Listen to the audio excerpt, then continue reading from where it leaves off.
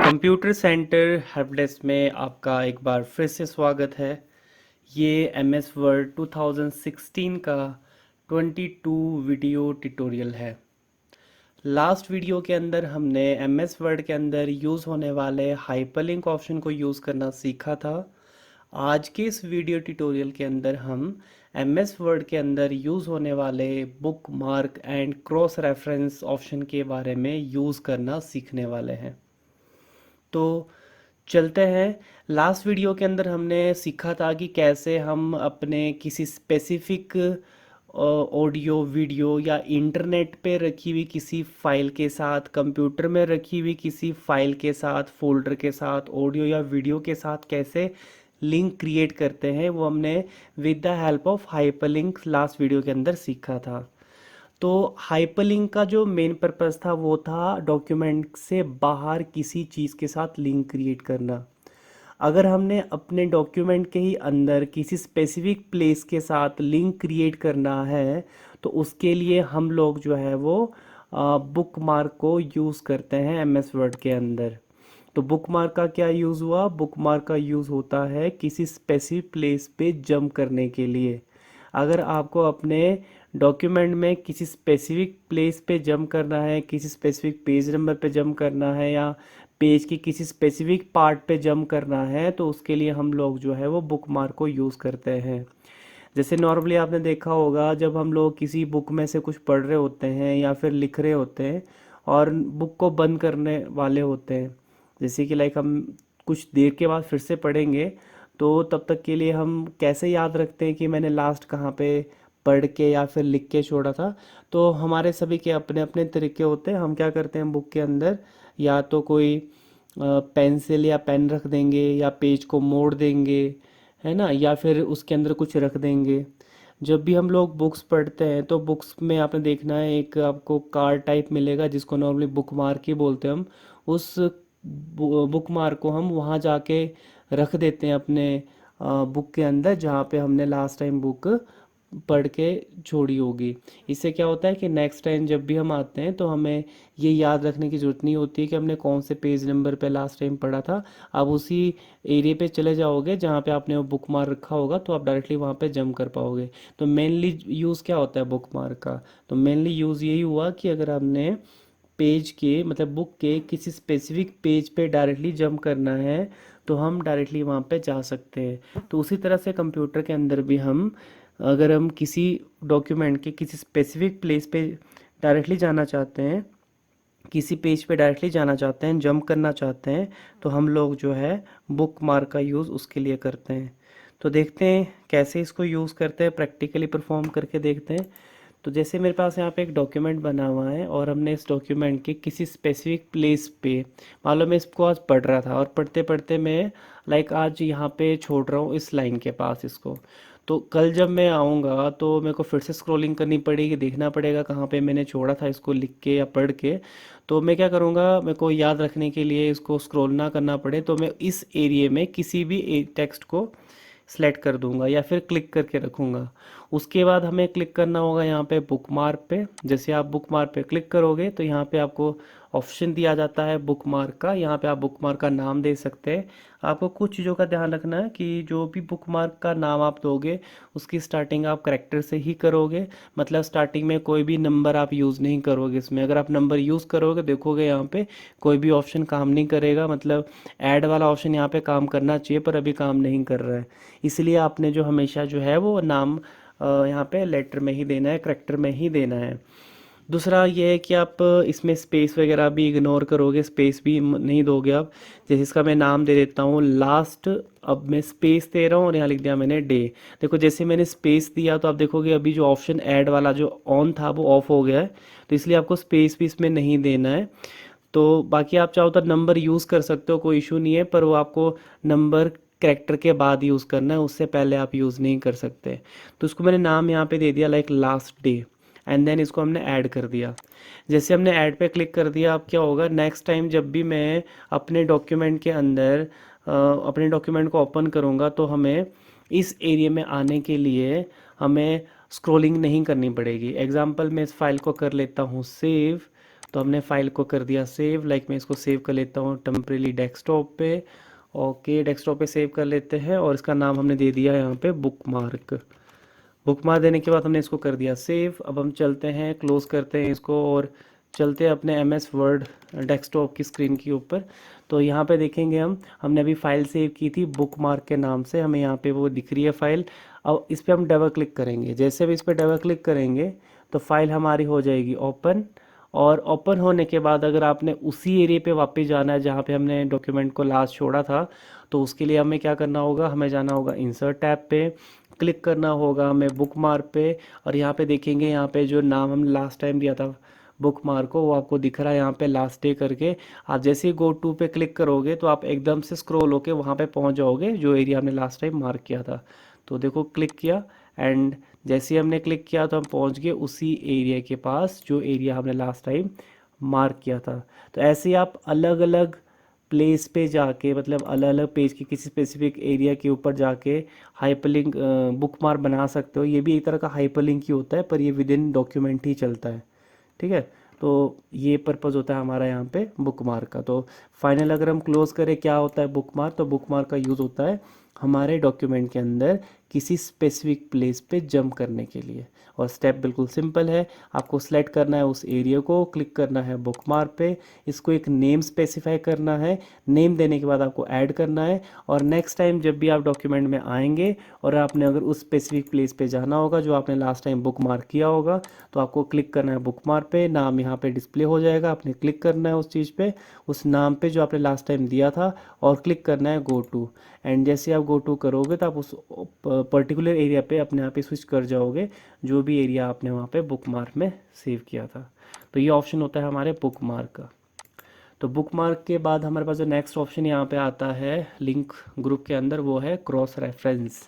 Cross reference का जो use होता है वो किसी भी तरह की ऑब्जेक्ट जो भी आपने अपने पेज में यूज़ किए होते हैं, अपने डॉक्यूमेंट में यूज़ किए होते हैं, उसको उसके अंदर हमने बहुत सारे ऑब्जेक्ट लिए होते हैं, उन ऑब्जेक्ट का रेफरेंस देने के लिए हम क्रॉस रेफरेंस को यूज़ करते हैं।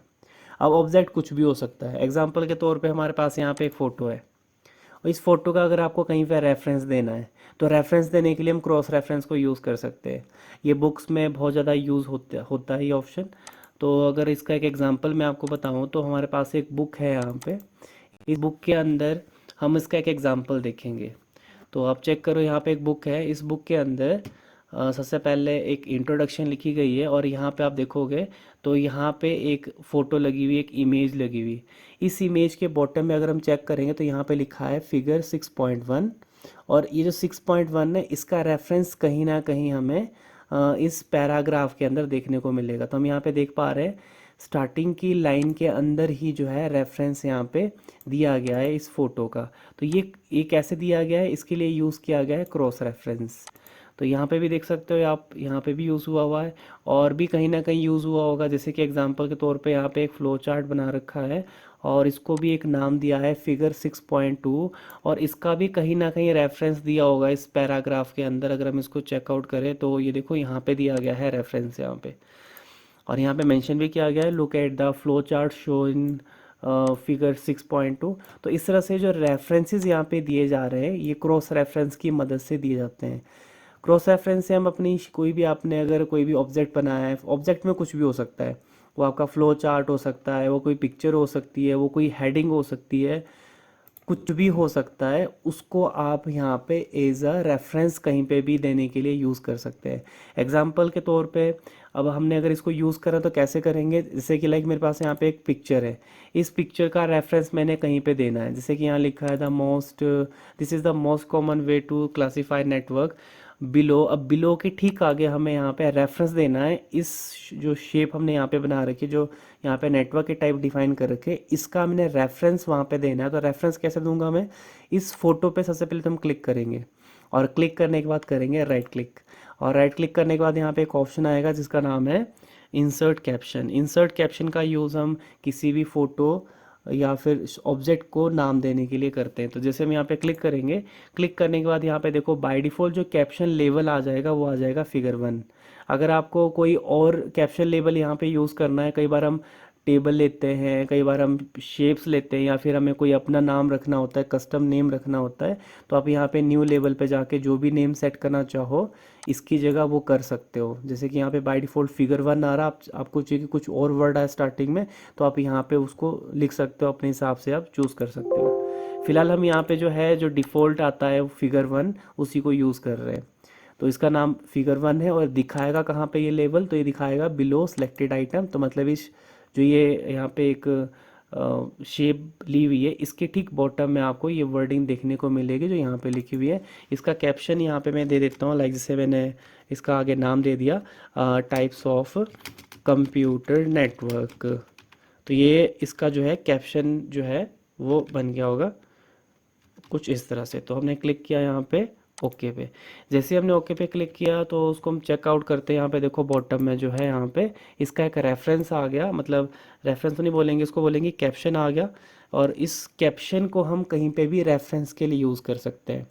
जैसे एग्जांपल के तौर पे हमने इसी बुक के अंदर या इसी डॉक्यूमेंट के अंदर यहाँ पे हमने इसका रेफरेंस देना है, तो रेफरेंस देने के लिए क्या करेंगे हम लोग, रेफरेंस देने के लिए हम लोग सबसे पहले क्लिक करेंगे जहाँ पे भी आपको रेफरेंस चाहिए उस एरिया पे, और क्लिक करेंगे उसके बाद क्रॉस रेफरेंस पे। जैसे हम क्रॉस रेफरेंस पे क्लिक करेंगे तो यहाँ पे आपको रेफरेंस टाइप, क्योंकि यहाँ पे खाली ऐसा नहीं है कि ओनली फ़ोटो के ही रेफरेंस दिए जाते हैं, यहाँ पे और भी बहुत सारी चीज़ें होती है। जैसे कि यहाँ पे हमने बुक मार्क का भी बनाया, अगर आप क्लिक करोगे तो यहाँ पे आपको बुक मार्क भी दिखा देगा। अगर आपने बुक मार्क को पेज के ऊपर एज अ रेफरेंस यूज़ करें तो कर सकते हैं।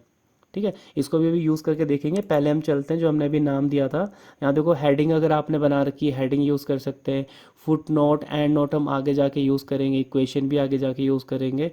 यहाँ पे हमने जो नाम दिया है अभी कैप्शन लेवल हमने यूज़ किया है वो है फिगर। तो आप देखोगे यहाँ पे दिखाया जा रहा है figure one type of computer network.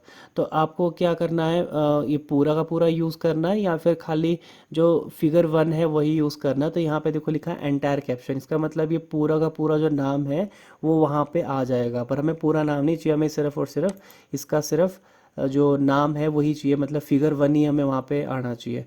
तो हम यहाँ पे क्या करेंगे, ओनली लेवल एंड नंबर। तो ओनली लेवल एंड नंबर पे जैसे मैंने क्लिक किया तो ओके कर दिया। तो हम देखेंगे यहाँ पे क्या लिख के आ गया, फिगर वन।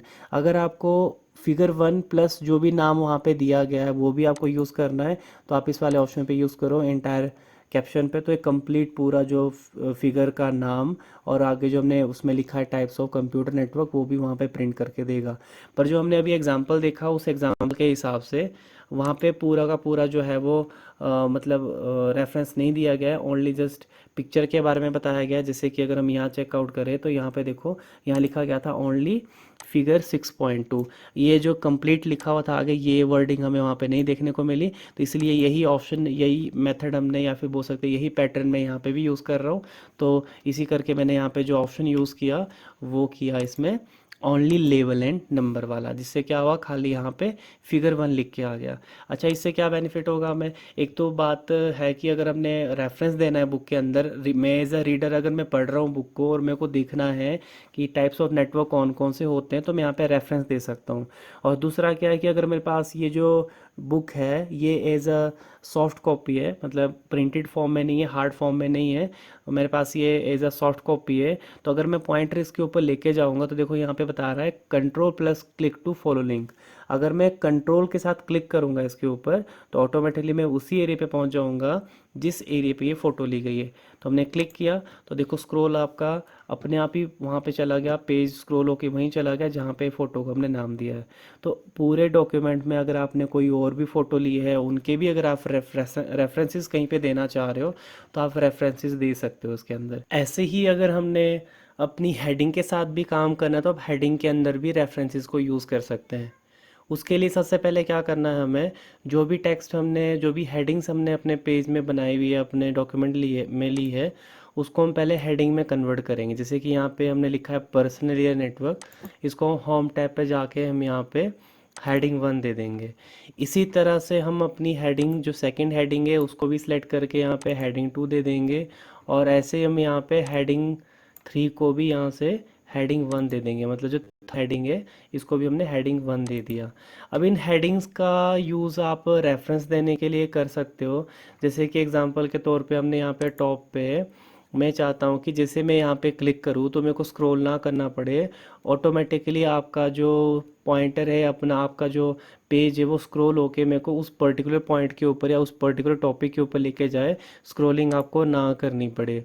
तो इसके लिए हमें क्या करना है, पहले तो हमने इन सभी जो हेडिंग्स है इनको हमने लेवल दे दिए। लेवल मतलब हमने इनको हेडिंग बना दिया है, सेलेक्ट करके हमने one by one heading one पे क्लिक किया है। जितनी भी हेडिंग्स हमने बनाई ऐसे ही बनाई सेलेक्ट करके। अब हमें क्या करना है, टॉप पे जाना है जहाँ से आपने इनके साथ जो है क्रॉस रेफरेंसेस जो है वो क्रिएट करना है या बनाना है, रेफरेंस देने हैं जहाँ पे भी। तो मैं यहाँ पे पॉइंटर को ले गया टॉप पे और क्लिक कर रहा हूँ मैं क्रॉस रेफरेंस पे। जैसे आप क्रॉस रेफरेंस पे क्लिक करोगे तो यहाँ पे आपको हेडिंग को चूज़ करना है। हेडिंग चूज़ करने के बाद आप यहाँ पे देखोगे तो यहाँ पे लिख के आ रहा है, जो हमने हेडिंग्स बनाई थी सारी हेडिंग हमें दिखनी शुरू होगी। अब आप इस पे क्लिक करेंगे हेडिंग पे और इंसर्ट पे क्लिक करेंगे तो यहाँ पे आपका जो टेक्स्ट है, हेडिंग टेक्स्ट, जैसे कि यहाँ पे दिया गया है हेडिंग टेक्स्ट, वो आ जाएगा। लाइक हमने यहाँ पे डाल दिया हेडिंग टेक्स्ट। साथ में मैं चाहता हूँ कि इसका पेज नंबर भी आए, कौन से पेज में इसको लिया गया है।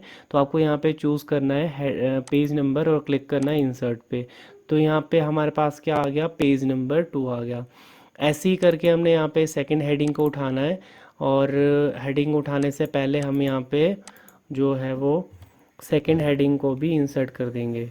तो क्लिक करना है हमने सेकंड हेडिंग पे और यहाँ पे जाके हेडिंग टेक्स्ट पे क्लिक करके इंसर्ट कर लेना है टेबल हेडिंग 3 को।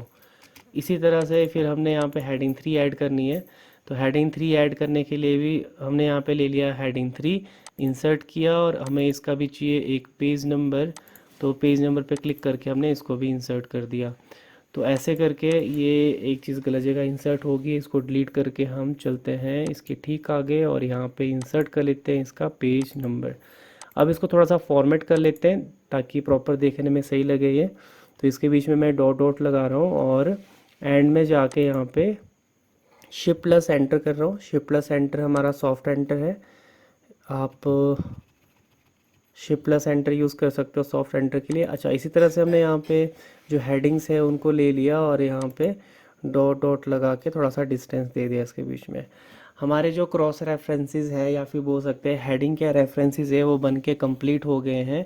अब आपने जिस भी टॉपिक के बारे में पढ़ना है आप पॉइंटर लेके जाओ उसके ऊपर और कंट्रोल के साथ क्लिक करो, आप स्क्रॉल होके उसी हेडिंग के ऊपर डायरेक्टली पहुंच जाओगे।